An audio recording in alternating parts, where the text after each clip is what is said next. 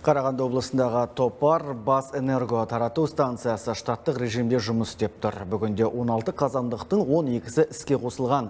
Станция басшыларының сөзінше, биыл қыстың қақары өткен жылмен салыстырғанда ызғарлы, сондықтан энергетика министрімен бірігіп, екінші турбинаның жөндеу жұмысына рұқсат алынған. Станцияның тыныс тіршілігіне үңілген өңірдегі тілшіміз Айман Сағатай тарқатады.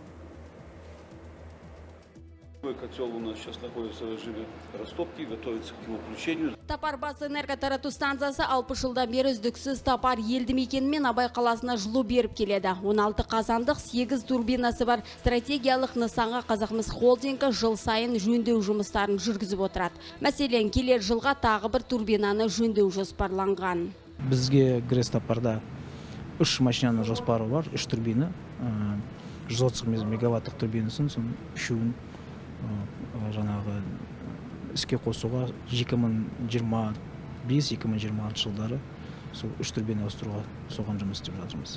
Қыстың қақаған аязына қарамастан станция жұмысы штаттық режимде жұмыс істеп жатыр. Қазіргі таңда Топар бас энерго тарату станциясынан шығатын жылудың мөлшерін 88 градустан 91-ге ұлғайтқан. Станция полностью к зиме готова, никаких аварий. Станция қысқа толығымен дайын, ешқандай апат болған жоқ, болашақта да болмайды деп сенем. Себебі тиісті деңгейде дайындық жұмыстарын жүргіздік.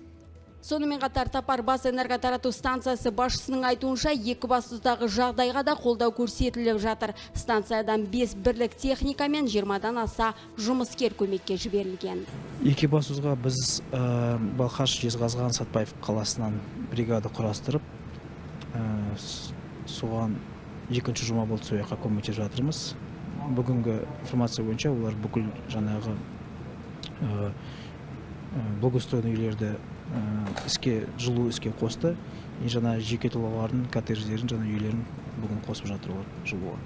2025 жылға қарай Қазақмыс корпорациясының қолдауымен 3 турбинаның жөндеу жұмысы аяқталады деген жоспар бар. Мақсат іске асқан жағдайда станцияның берер қуаты 90 мегаваттқа жетеді. Яғни Саран қаласын жылытуға да қауқарлы деген сөз. Қазір бұл жоспарға жету үшін тиісті жұмыстар қызу жүргізіліп жатыр.